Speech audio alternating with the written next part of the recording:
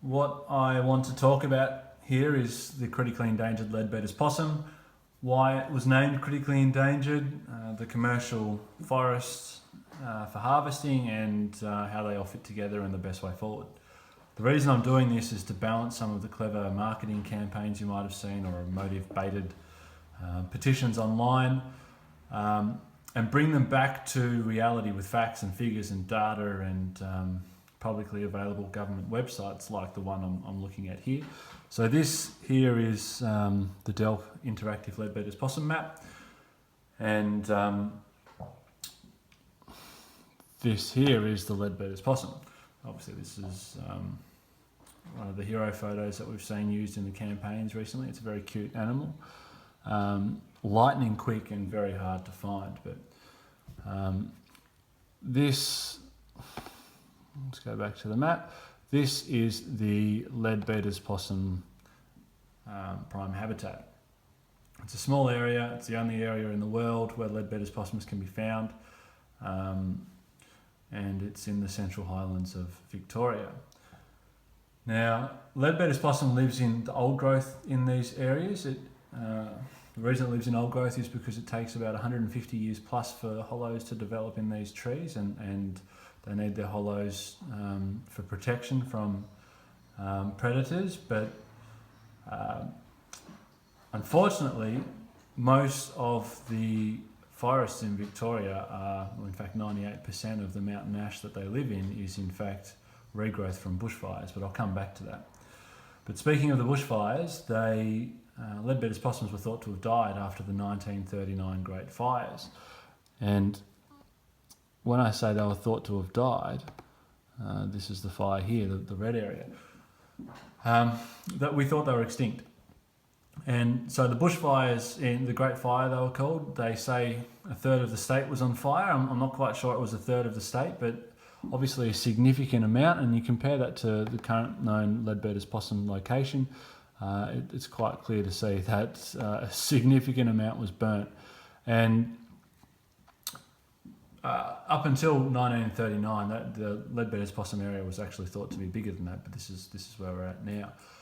In the 60s, we started noticing Leadbeaters possums again, and they became a focal point for many researchers. And so particularly a couple, I won't name them here, but started really researching them and struggling to find numbers. So the reports coming in were that the numbers were very few.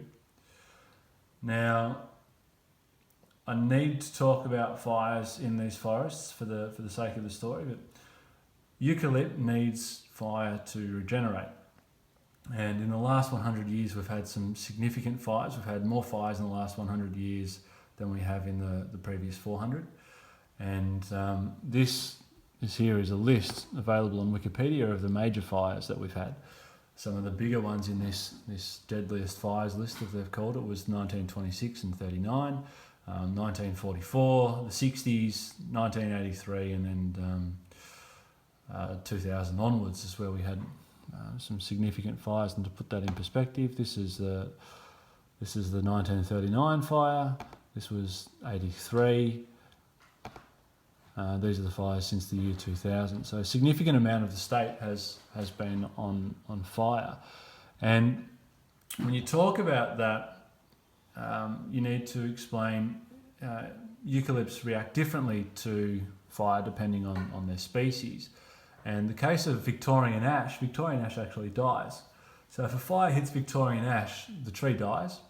Seeds drop from the canopy into a nutrient-rich ash bed, and they compete for sunlight and they grow at the same rate. And that's why most of the mountain ash forests that you drive through will in fact be of the same age. And anyone who goes to the ski fields in Victoria will quite often drive past a lot of these tall forests, or if you're down in Bawbaw, you'll see a lot of the tall stands of forest. And in fact, the tall stands of forest range from the Dandenongs right through to Canberra. They are quite literally further than the eye can see. They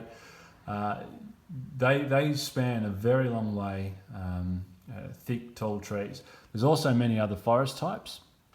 we've got coastal scrubland and mallee and so on, but majority of this is all tall stands of forest. Now, those bushfires are great for the forests to regenerate, but they're terrible for the animals that live in them. And as I mentioned before, the 1939 bushfires were thought to have erased the Leadbeaters possum. So, going back to those fires, the researchers that were developing tracking these Leadbeaters possums, in 2009 we had Black Saturday fires. This was it here. If I just zoom in on that a little bit. So what you can see here is that the 2009 bushfires took out roughly half of the prime habitat for Leadbeaters possums. You couple that with the fact that the scientists studying them were really struggling to find Leadbeaters possum numbers, and that was enough to label the Leadbeaters possum as critically endangered. And a number of things happened when that listing was announced, and one of those was that a 12.6 hectare buffer zone was placed around Leadbeaters possums whenever you found them, which meant if you found one in a commercial forest area, you weren't allowed to touch within 12.6 hectares of it. And the cynical people will tell you has been used as a reason to try and shut down the local timber industry. Now, it's a good time to talk about timber. Why do we need timber? And quite honestly, the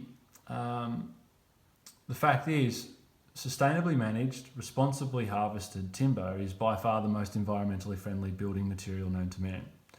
It uses energy from the sun to grow. It produces oxygen as a byproduct. It stores carbon within every trunk. In fact, half the weight of wood is in fact stored carbon. It has the lowest embodied energy of most building materials, and you can see here I've highlighted kiln-dried sawn hardwood. The only things lower are air-dried sawn hardwood and stabilised earth. So timber uses less energy and less fossil fuel energy to create it. But on top of that, the IPCC, another link I've got here, the Intergovernmental Panel on Climate Change, they actually state, as I've got highlighted here, in the long term, a sustainable forest management strategy aimed at maintaining or increasing forest carbon stocks while producing an annual sustained yield of timber, fibre or energy from that forest will generate the largest sustained mitigation benefit. What that means is that timber is one of our best known ways of beating climate change. And I have to stress, sustainable, responsibly managed timber. So once you get past that and you realise that we need timber, you come to the fact that, well, are our forests managed well? And reality is that our forests are managed by our government. They're not independently owned, they're not individually owned, they're owned by the government. And our government manages them in a way that is international best practice. They're managed so that they're here forever. Nobody's going to cash in on them overnight. They're here and managed forever. And so this section here, this is the forest areas allocated for harvesting on an 80-year rotation. Everything else in Victoria is in national park or reserves. It's just this pocket. And this pocket here, although it looks really small and it's a very small amount of the forest, you can actually see, if I zoom in even greater, maybe a bit too far, it is, it's only the dark green areas that are available for harvesting. You can see here, this is the legend. Dark green is available for harvesting. Blue, pink, yellow, not available for harvesting, and neither are the national parks, these light green areas. So what you see, a very small percentage of the forest is available for harvesting. And that is in fact split between 80, because it's managed on an 80-year rotation. So every year only 1/80th of those areas are harvested. Now, that's really important to mention when I say that, because that means that the maximum age of our trees is 80 years old. We don't use 150-year-old trees in the commercial forest industry, the 150-year-old trees that the Leadbeaters possums live in. We use 80 and under. So when a 12.6 hectare exclusion zone is found around an old growth tree that has these Leadbeaters possums in it, it can merge into areas that are available for harvesting, and it does. So what's happened since then, since the Leadbeaters possum's been named critically endangered, is that people have been looking for them to try and find ways of stopping timber harvesting. And this here, these crosses are the Leadbeaters possums colonies that have been found recently. These are the recent ones. So these are the ones since February 2014. And what you can see if you look at that map is that they're only looking for them in the areas scheduled for harvest. They're not looking for them in the exclusion zones. They're not looking for them in the reserves. They're not looking for them in national parks. These people are motivated to stop the timber industry. And some of you might be saying to yourselves, well, maybe they're the only areas that they grow, that they live. Well, that's completely false as well, and I'll show you why. This section I'm about to press is where we know Leadbeaters possum have a greater than 65% probability of living. And what it shows you is that they're not looking there. They haven't even looked there once. They're deliberately not looking there. They're only looking in areas that will stop timber harvesting. In fact, they're looking so hard that they've found one colony per day. One colony per day. And they're not looking in these other areas. So are they looking to try and, for the sake of the possum to prove that they're out there, or are they looking to try and shut down the timber industry? I think the answer is quite obvious. So taking that information to Barnaby Joyce's so-called reckless comment, and if you read the headlines of some of these articles, and I might have even brought one of those up, the fact is, here we go. Log protected forest to keep Victoria's Hayfield timber mill open, Deputy Prime Minister Barnaby Joyce says. That sounds reckless. But when you say it like that, of course it sounds reckless. But when you realise what's going on here, and you realise how little of the forest is actually harvested, you start to think, well, okay, can we put protections in place for the possum as well as allocate areas, equivalent areas for harvesting? And the answer is yes. Majority of the forest is in reserves purely for reserve's sake. It's not in reserves because it's of high conservation value. And we don't want to harvest high conservation value forests or old growth forests. We don't want that. We want to maintain, we want to continue in our industry in a sustainable, responsible manner. We're environmentally third-party certified. We want to remain that way. So the reasons why we need forestry are clear. It's the most environmentally friendly building material on the planet. We should be finding more ways of using more. Can Leadbeaters possum and timber production coexist? Yeah, they can. We're proving that they can. They have. Look at this forest area again. This is the Leadbeaters possum area. These are the commercial forest areas, and Black Saturday was the reason for it being listed as critically endangered, not forestry. Forestry doesn't harvest old growth. Fire, if a fire comes through, a fire doesn't notice old growth and move around it. Fire takes it. The forest industry, the timber industry, has protections in place. It's a highly regulated industry. So can they coexist? Yeah, they can. They can and they do. And in fact, you could argue that timber production and the roads that allow access into these forests is the reasons why the rest of the forest didn't burn and the areas in National Park did. Will ceasing timber production help? No, not one bit. Again, we only harvest young regrowth, 80 years and under. These animals live in 150 years plus. So it's going to take at least 70 years for these trees to grow hollows that they need. 70% of the forest is already in reserves and working towards creating old hollows.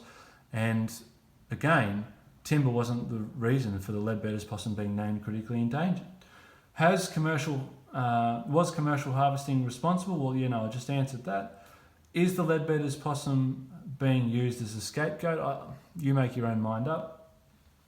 And once you throw all these together, you ask yourself, why are we shutting down an entire sustainable, renewable industry and 2,500 plus people losing their jobs.